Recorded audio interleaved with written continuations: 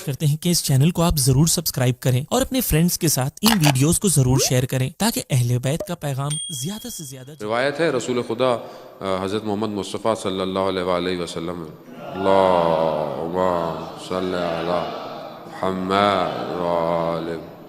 خوب رسول خدا بیان کرتے ہیں کہ 3 دوست عبادت کے لیے جو ہے وہ غار میں گئے اور غار میں عبادت کرتے رہے.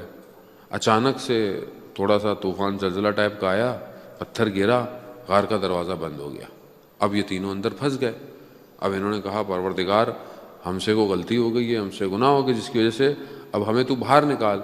تو تینوں نے کہا کہ جو کام ہم نے اخلاص یعنی صرف اللہ کی خاطر کیا ہوگا ہم اس کو بیان کریں گے, اگر وہ اللہ کی خاطر ہوگا تو دروازہ کھل جائے, پتھر ہٹ جائے گا.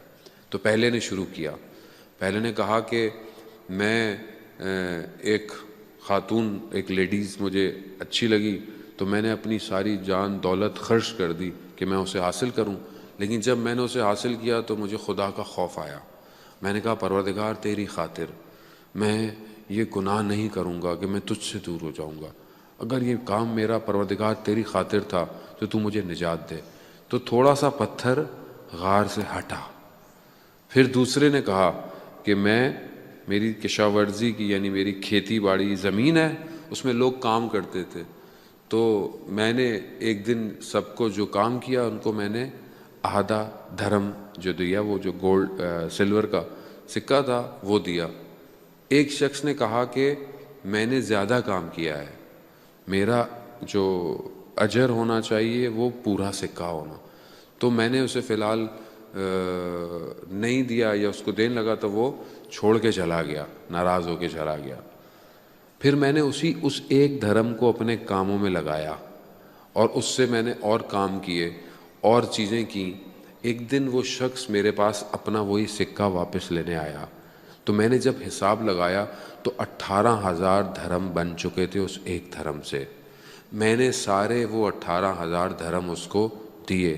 پروردگار یہ سب میں نے تیری خاطر کیا. تو کہا پتھر تھوڑا سا اور ہٹا, تھوڑی سی روشنی آئی مگر ہم باہر نہیں نکل سکتے تھے. پھر تیسرے نے کہا کہ پروردگار میں نے جو ہے وہ جو بھی کام کیا وہ یہ تھا کہ میں ایک دن میرے ماں باپ سو رہے تھے اور میں ان کی خدمت میں کچھ کھانا لے کر پہنچا, لیکن میں نے کہا کہ یہ سو رہے ہیں, اگر میں زمین پہ رکھوں گا تو کہیں کوئی سانپ یا کوئی جانور اس کھانے کے چکر میں ان کو ڈس نہ لے, اور ان کو بھی میں اٹھانا نہیں چاہتا تھا. تو یہ کھانا لے کر میں کھڑا رہا جب تک وہ نہیں اٹھے.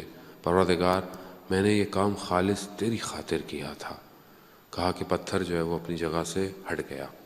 رسول خدا فرماتے ہیں کہ یہ تینوں اپنے کردار کے سچے انسان تھے.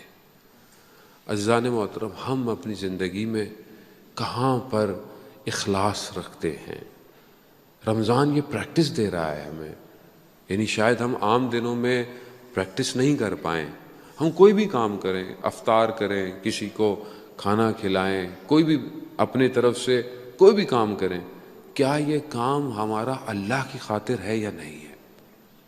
یا مثال کے طور پر آپ بولے ہم نے درس رکھا ہے, ہم نے درس رکھا, اب کیا ہم نے لوگوں کی خاطر رکھا ہے یا اللہ کی خاطر؟